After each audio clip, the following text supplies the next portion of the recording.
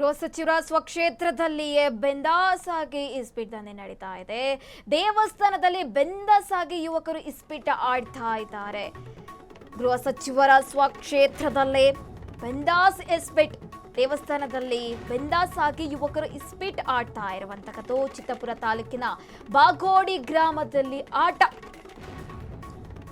ಗೃಹ ಸಚಿವರ ಸ್ವಕ್ಷೇತ್ರದಲ್ಲೇ ಆಟ ಬಲು ಜೋರಾಗಿರುವಂತಕ್ಕದ್ದು.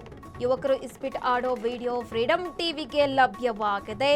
ಇಸ್ಪೀಟ್ ಆಡುವವರ ಮೇಲೆ ಸೂಕ್ತ ಕ್ರಮಕ್ಕೆ ಒತ್ತಾಯ ಕೇಳಿ ಬರ್ತಾ ಇದೆ.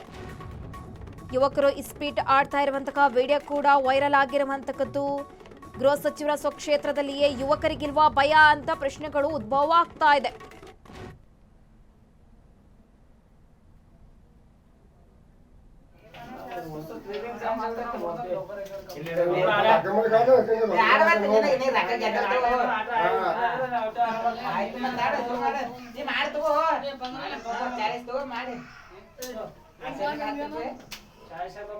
ಜಿಂಕೆ ಮರಿ ನೋಡ್ತೇನೆ ಅಂತೀನಿ.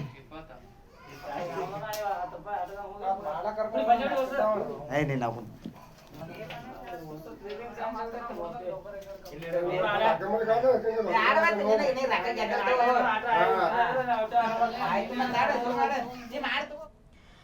ದೃಶ್ಯದಲ್ಲೂ ಕೂಡ ನೀವು ಗಮನಿಸ್ತಾ ಇರಬಹುದು. ಯುವಕರು ದೇವಸ್ಥಾನದಲ್ಲಿ ಎಷ್ಟು ಆರಾಮಾಗಿ ಬೆಂದಾಸಾಗಿ ಇಸ್ಪೀಟ್ ಆಟ ಆಡ್ತಾ ಇರುವಂತಕ್ಕದ್ದು. ಗೃಹ ಸಚಿವರ ಸ್ವಕ್ಷೇತ್ರದಲ್ಲೇ ಈ ರೀತಿಯಾಗಿ ನಡೀತಾ ಇರುವಂಥದ್ದು. ಒಂದು ರೀತಿಯಾಗಿ ಏನು ಯುವಕರಿಗೆ ಭಯ ಇಲ್ವಾ ಅಂತ ಪ್ರಶ್ನೆಗಳು ಉದ್ಭವ ಆಗ್ತಾ ಇದೆ. ಸದ್ಯ ಯುವಕರು ಇಸ್ಪೀಟ್ ಆಡ್ತಿರುವಂತಹ ವಿಡಿಯೋ ಕೂಡ ಲಭ್ಯವಾಗಿರುವಂತಕ್ಕದ್ದು ಸದ್ಯ ವೈರಲ್ ಆಗಿದೆ. ನೀವು ದೃಶ್ಯದಲ್ಲೂ ಕೂಡ ಗಮನಿಸ್ತಾ ಇರಬಹುದು ಯಾವ ರೀತಿಯಾಗಿ ಅದು ದೇವಸ್ಥಾನದಲ್ಲಿ ಆರಾಮಾಗಿ ಯುವಕರು ಇಸ್ಪೀಟ್ ಆಡ್ತಾ ಇರುವಂತಕ್ಕದ್ದು.